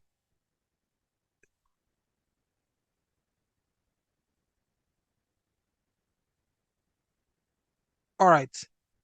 So I don't know if you saw what I did, right? I want to be sure that, have I repeated what you said you're calling my attention to? Yeah. So now that we've done this, we've done revenue, we've done EBITDA, we've done net income. Now, sometimes you see that what could happen is when someone else could say, oh, now that I've done that, they want a commentary, right? A commentary that they can easily just do somewhere around here and to explain why have we performed the way we've done, right? So you can just repeat that process and explain, oh, the business has performed for so reason.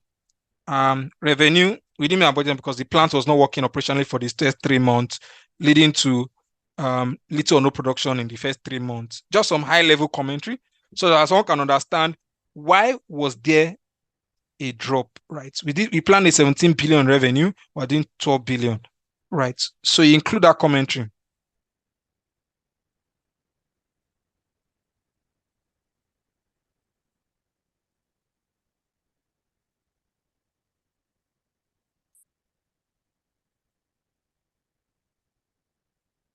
Yeah, it could be maybe lost market share, a critical customer that you're doing, its contract ended.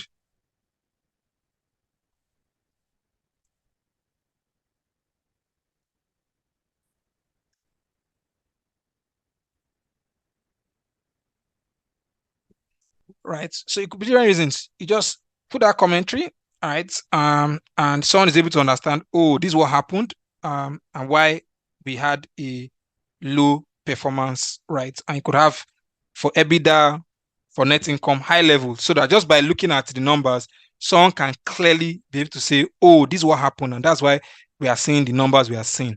Yeah. Okay. All right. So now that we've done at least three critical core selling points: revenue, EBITDA, right, coming from our financials. We want to do some high level summary in terms of the actual financials.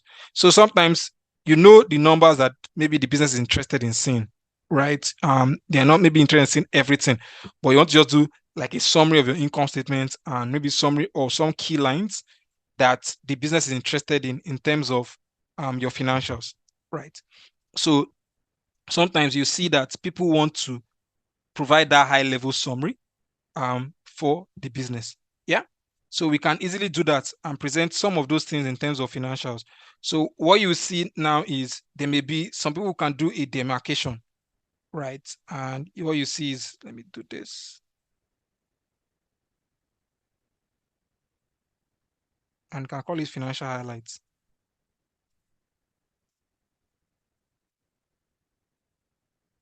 Yeah. And potentially I can select this all the way to the end, press Ctrl 1, right? And I can click alignment. I can now put center across selection. Yeah, and I click OK. So you see that it's in the middle, right? It's so that I can now basically put that summary of my financials I'm interested in doing. Yeah, let me copy this and also paint this box. Yeah, so I have that my financial highlights. So what are the things I'm interested in? Potentially, maybe someone wants to see revenue, right? Wants to see where are we in terms of SG&A. Yeah, maybe wants to see EBITDA again. Um, maybe for the sake of argument, the person is interested in seeing, hey, the person is interested in seeing what our finance cost is. Yeah,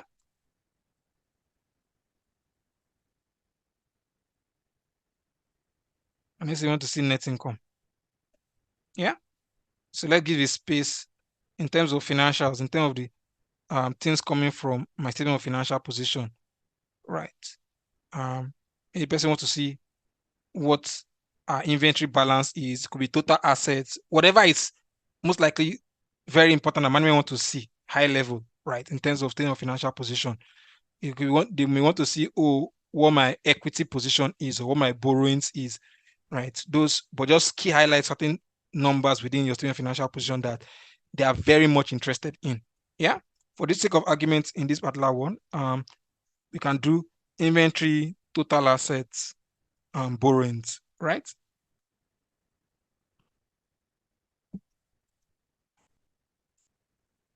Or let's say actually cash. Take here. Select my format brush. Inventory, cash, total assets. Yeah, borrowings. Yeah. So I can easily just come here, equal to select my revenue number.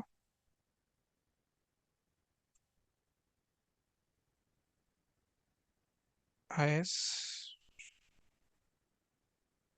I want to know what our operating expense is. I want to know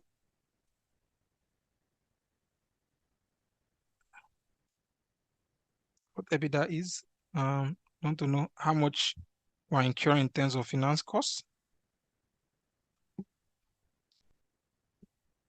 I want to know what our net income is. Go to financial position. I want to know what our inventory balance, total value of our inventory. want to know what our cash balance is. Want to know what our total assets is.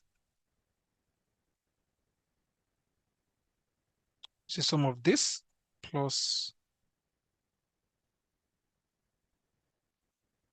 this.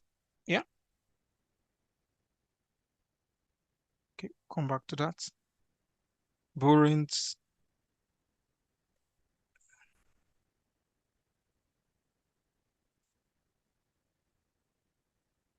So I guess there's some formatting here, but let's come back to it. Yeah. So take argument, these are the things they want. Now, if you notice, our manual account is very well structured so that the numbers we're interested in, the comparative is here. Yeah. And for the income statement, our comparative was budgeted numbers. Same financial position, our comparative was the previous month, if I remember. The previous month. Yeah. So, and that's why it's very important that, for example, in the dashboard, we had separated them so that someone does not confuse the two of them. Yeah. So just by holding shift and highlighting to the bottom, press the right arrow key, I can copy my numbers to the right. Same here to highlight, holding my shift, press my right arrow key, and I can press Ctrl R, and that highlights. Yeah. Now with this, I already have my numbers. So similar to what we did in terms of custom formats, right now, they may not be interested in seeing the whole numbers. The good part is that we've done this like 2-3 times. So basically, we just leverage one of the custom formatting we've done, right? So just highlight all this, Ctrl 1, number, custom formats. So I can choose one of the custom formats we've already done at the bottom. Yeah, so I think this should just suffice. Yeah, so we have the numbers summarized and we're able to see clearly what the numbers look like. So similar, you want to maybe do the variance analysis, right? In terms of, how we performing and showing each of those numbers one by one, the variance, right?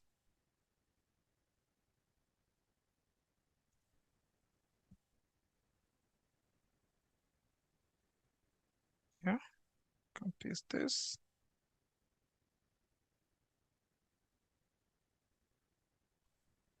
Okay. Yeah, so now that we've done this, yeah. So similar to what we did for when we did the here, when we did this, we can also do something similar. So you see me hold Control, double click, and come here and highlight all this. Yeah.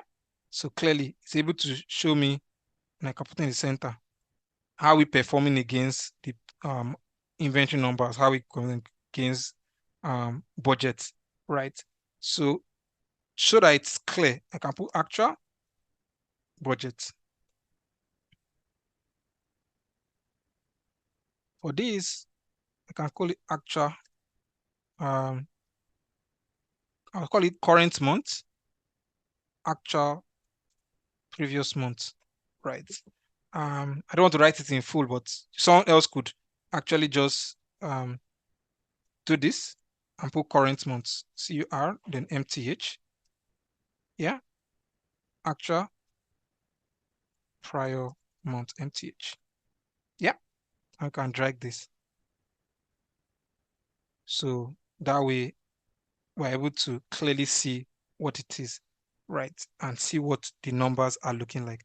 So this way I have clearly been able to provide high level of the financials, some of the key numbers you want to look at, not everything, and so on. So this could be like my variance or whatever indicator I want to put it as. Then I can put here for comments, right? So you want to put some element of commentaries explaining some of the numbers. Why are we doing it the way we are doing it or not? Yeah. So that way someone is able to have high level insights into our performance. Now, the last piece, last but not the least, is I would do the part in terms of creating summarizing certain sales data, right? So what I'll do here now is I'll copy this. Yeah, come down here, I'll paste here. Let me delete this.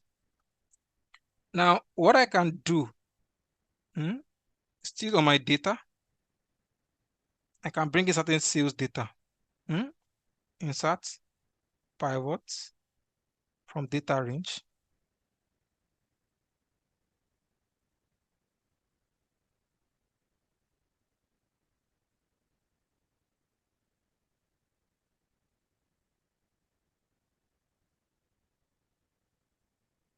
Okay. All right, so let me just bring in the data here. Yeah, so this is my sales data. Now it's important to understand the sales data. Yeah, so we have our date, the customer we sold to, right? We have the product itself, size, pricing, the region we sold, the sales value, the sales rep that sold the item itself. Now, what I can easily do is say, okay, highlight the entire data. Yeah. And I can go to my insert, pivot table. So the location of where I want an existing sheet, I want it to take me to a particular date, which is my data sheet here, right? So that the outcome comes here. Now, there are a lot of things I could do with this my data. Someone else may be interested in seeing what is the total contribution of sales from each of my customers, right? So I just select the customer and put it in my row, right? And I know, pick my sales value and put in my total. Yeah. So this lists my customers and what their total is. Someone else, I can copy this data. Yeah. And say, oh, okay, beyond sales, I want to see how different products performed. So I don't want to know, I don't want to see my customer again. I want to see how different products, how do they perform in my rows. Yeah. Someone can say, I copy this again. Okay, instead of products, I think I'll use brand instead. Right. Yeah. Okay, let me leave as, let me use as products. Yeah. Product list. Yeah. Someone can say, oh, I don't want products. I want to see how the various regions performed in terms of sales. Right. So I'll tick my products and I go to region, select region and take it to my row. So I can see how each region performed in terms of sales. Yeah. So basically with this, I can create roughly about 4 charts explaining my performance in terms of sales. Yeah. Now you notice that the formatting is like this. What I can do now is right click, click on number formats. Yeah. Custom. And I can click on this, right?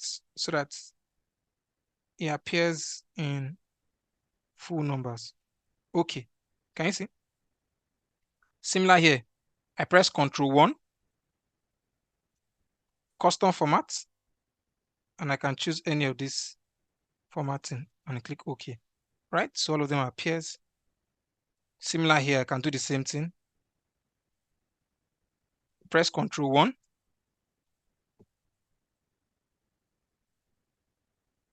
And I click OK. Ctrl 1, sorry. Not Ctrl 1, right click, number formats, custom, this. Yeah. Now, I may not need my grand total, right? So I can easily tell it, oh, off grand total.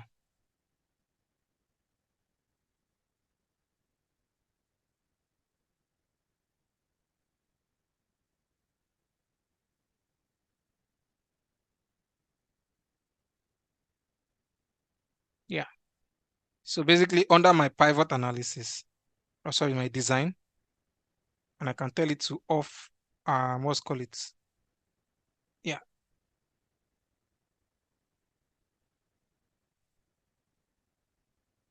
Sorry. Let me take this off. Yes, it can be represented in percentage. Yes, it can be represented in percentage. Just so, let me talk about this. Yeah.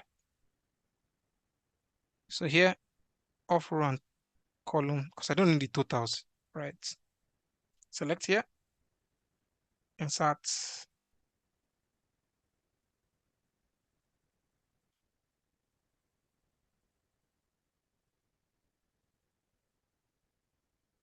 grand total of, yeah. So that way I have my totals, right? In certain scenarios, someone can say, oh, okay, I don't want in this place, for example, I want only to show me the top 5, right? So I don't want to see all the brands. I can tell it to reduce it to only top 5. And I click OK. So Excel automatically summarizes it for me. Yeah. Now with this sales figure, I can insert a pivot chart. Yeah. That summarize it. And basically what happens is, no, this pivot chart, and I can select the chart I'm interested in. So let's say, for example, this is the chart I'm interested in, and I click OK. Yeah. Now with this, I can tell Excel, no, I don't want it to show the lines. Yeah. I don't want it to even show this and this, right? So basically, I would just need to go under my format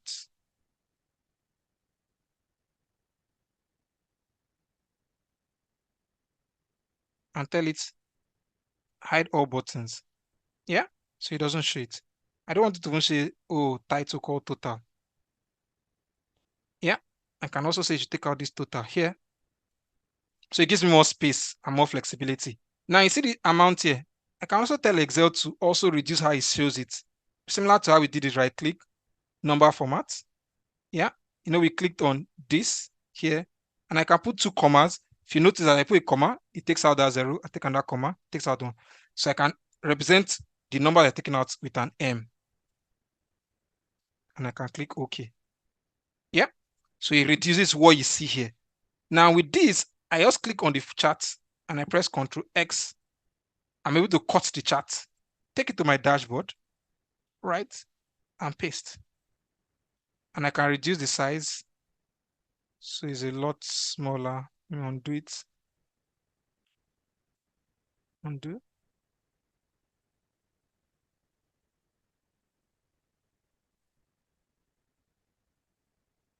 Yeah. So I have something like this. It shows me high level. So I can call this sales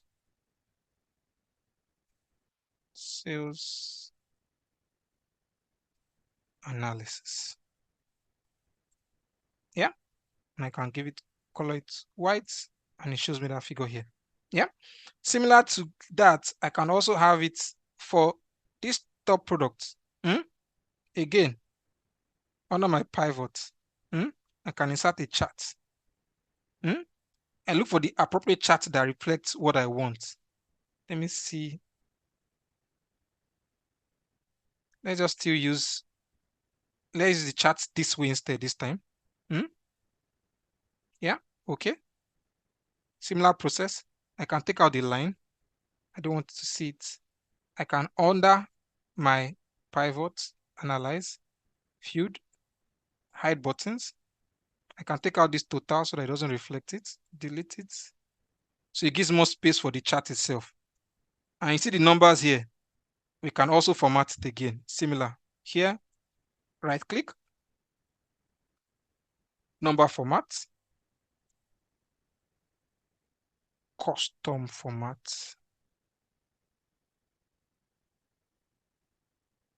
This, and I'm okay. Yeah. So it just click, and I can cut it, Ctrl X to cut it. And I go to the dashboard and I can paste it here. Yeah. So now I can now shrink it. Ctrl Z. Yeah. So I can now make it of similar size.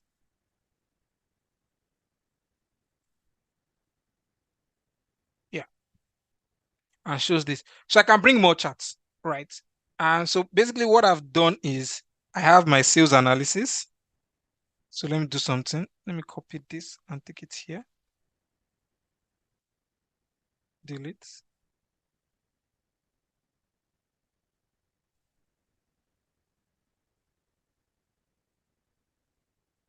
Paste it here. And this one. All right. So I have this.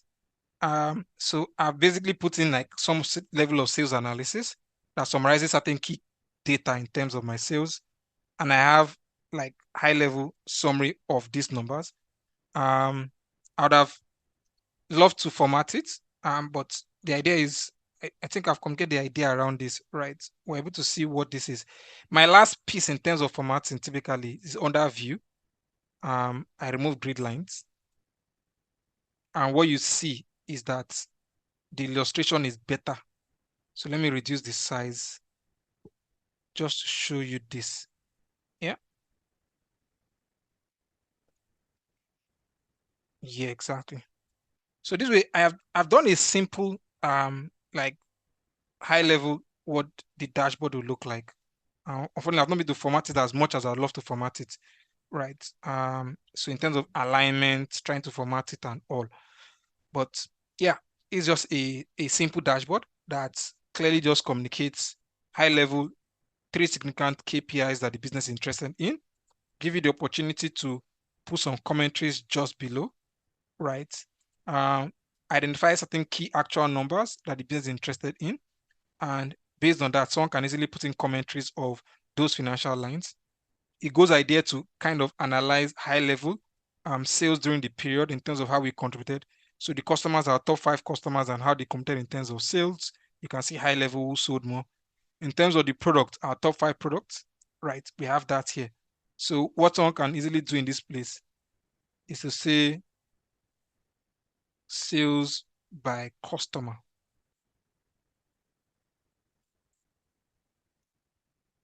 Yeah. And this one could be sales by brand or by product. Yeah.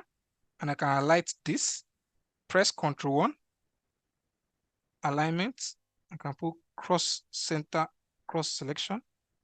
Similar here, highlight here, Ctrl 1, alignment, and I can put center across selection. Yeah. So bolding, and we are fine. So yeah, so this is a simple dashboard, right? We're bearing conscious efforts about time. It's just 5 minutes after the time we planned, but I'll just give room for the last 5 minutes. Yes, to be posted. So just so that everybody is sure, right? The recording of this session will be posted on the Accounting and YouTube channel. So just for future references that you want to pick it on it, right? But yeah, so this is us at the end of time. It would be nice to have any questions from any parties, right? Around this session. So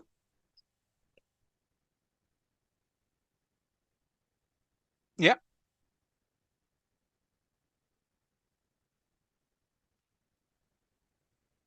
Does anyone have any question based on this?